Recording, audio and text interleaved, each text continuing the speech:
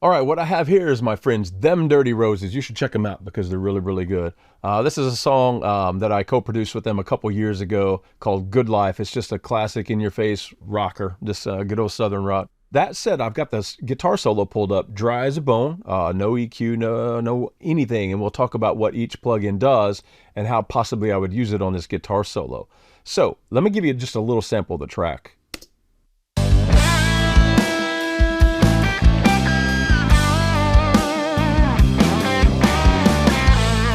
Rockin'.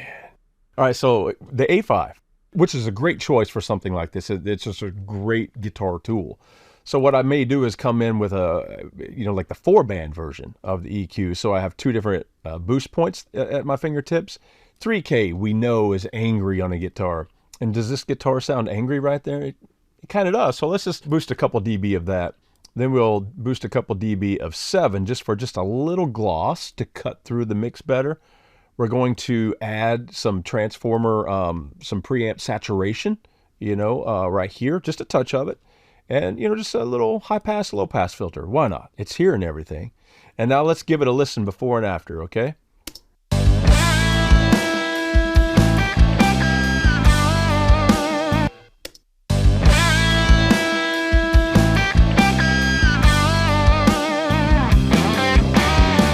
So we have a guitar sound that's popping through the mix now. It's going to cut through the mix, and it sounds a little angrier, but nonetheless, it's finding its way through.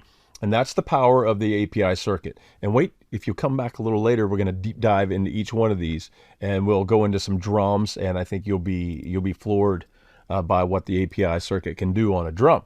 All right, now let's look at some Neve stuff here. Let's talk about this plugin that started it all. This is the first one in their bundle, the 105. And I'm going to do kind of the same thing. Let's high pass it at 82. Let's low pass it around 12, 8.2. Let's do 12. All right, and let's add a little bit of 3.9, and let's just do just that. We're not going to use the mic pre yet. We'll just use the line level pre, or the line level saturation, which is just a touch, but just enough to sound more analog. So this is going to be a before and after, okay? Here we go.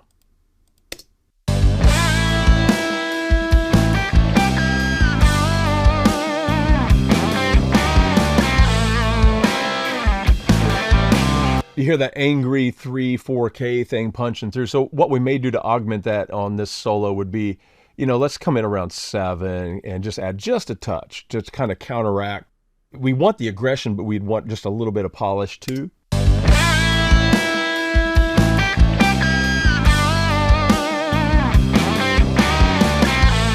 I mean, you can hear it's a fat tone. That's what Neve does. So the API kind of had that focus to thing. The Neve is kind of fat.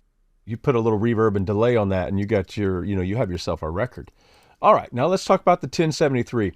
Very similar to the 105, the N73 rather. It's based on the same preamp, the Rupert Neve design from the 70s, but our EQ is a little different.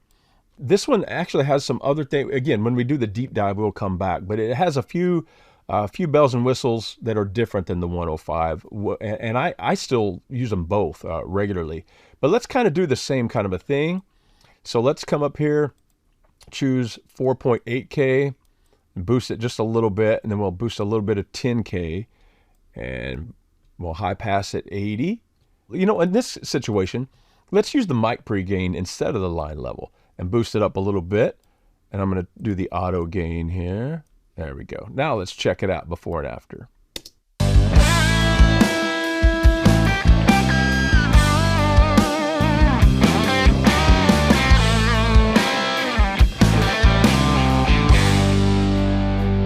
Very different animal, right? All right, so that's awesome. The Neve thing, wait till you hear it on bass guitar and drums. You'll have to come back for that though, okay?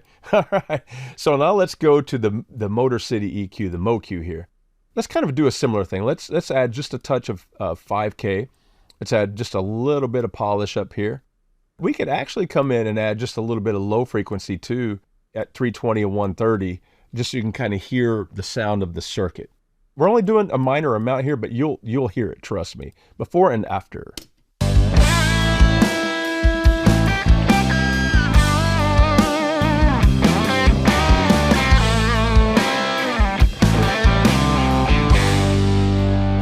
it's a very smooth sounding EQ, right? Because it's a passive circuit. That's what it does. But you hear a lot of cool harmonic things coming out. It's bringing things out of the guitar amplifier that were there, but we didn't really notice them before. And that's really cool. But that is a monster tool on a bus, a stereo bus, a subgroup like drums, guitars, vocals, various things. Okay, now we're going to talk about the core EQ, just a brief example of before and after. This is an entirely different animal than the 73, the 105, and the A5. This is way less colored and just more of a tool for, doing what you need. You need a little 5K, let's add it. You need to be able to choose an exact cue instead of having it predetermined by hardware. You can do that. You can sweep around and get exactly what you want a little more transparently, if that makes any sense. So let's do this. Let's go up to around 3.6K with a Q of around, let's go up to about 1.3 or so. Boost that a little bit. Let's go up to around 7K and boost it. And this would be comparable to what we did with the A5. We'll just kind of do that kind of thing. We'll roll out some of the bottom end as well as a little bit of the top end, because we don't want that really top end to get harsh. Generally, there's not a lot up there on a guitar amp anyway, but what is up there, you don't want. You don't want it affecting your acoustic guitars and your cymbals and things like that. So let's do it before and after real quick, okay?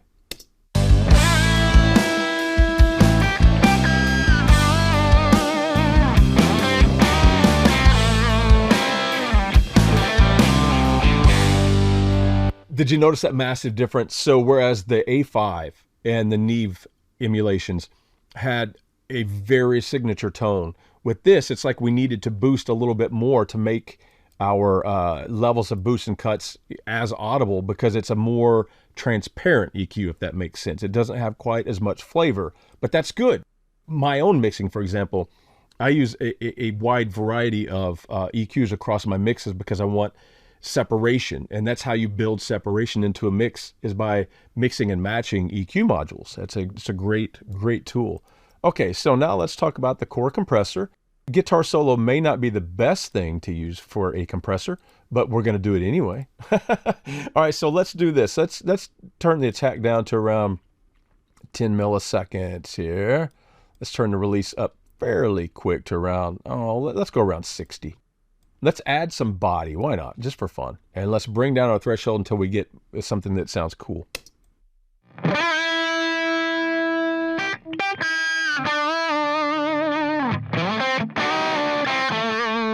The percussive elements, when he's taking the pick and he's, you like that sound effect? Let me do it one more time. Okay, so let me play it without the compressor, and you'll hear the percussive nature of it popping out of the track a little bit.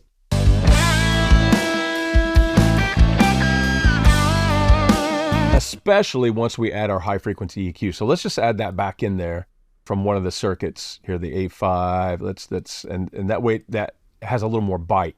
And now you'll hear how we can kind of contain that. So here's a before and after with that EQ.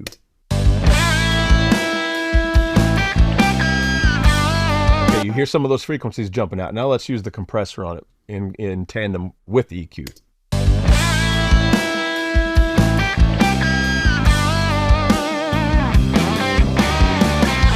Pretty noticeable, right? Let's do one more before and after, and listen to the kind of the upper tacky elements of the guitar amp as he's playing without compression.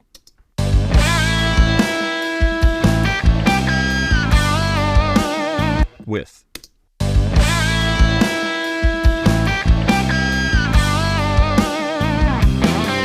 Knocks it back into the track that much, which is a really valuable tool when we want it, right?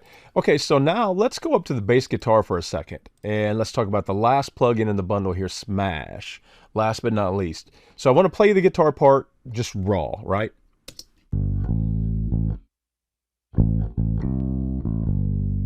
Cool, sounds like a bass guitar. But what I like to do a lot of times on music like this is parallel. I have a second, a duplicate track of the bass guitar, and I'll destroy it in some way to get the bass guitar to compete with, all the energy that I'm putting into the drums. I'm trying to make the drums jump out of the speakers and punch you in the mouth.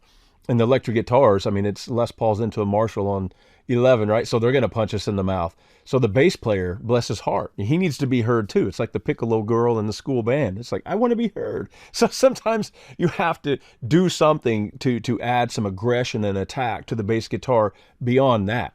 So check this out. Let's unbypass this, put it in its factory default, and check this out.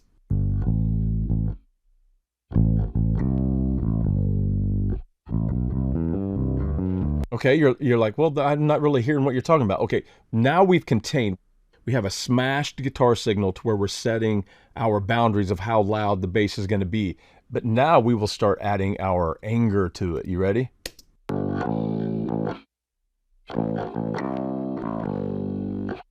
Now we'll remove just a little bit of that excessive energy on the top. Now you can combine that. You can do it right here with the blend knob, or as I do it, and we'll talk about it later, on a parallel track. But let's just do it right here for now.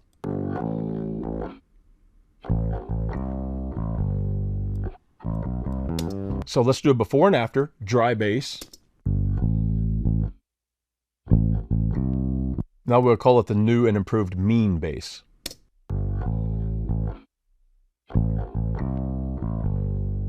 Let's take a little less. That's the power. Just a couple knobs, but it's a really effective tool at what it does. So currently the bundle includes 7 plugins, but one cool little thing, as we know, is all software developers are always developing more software. And we happen to know that Blackbird is filled full of treasures of gear that will be modeled in the future. So you may see this face or someone else's at a later date talking about plugin number 8 or 9. So it's a really cool option for you guys to be on. Let's take a break here and let's come back and talk about each one of these plugins in more detail. I'm Joe Carrell and you're Inside Blackbird.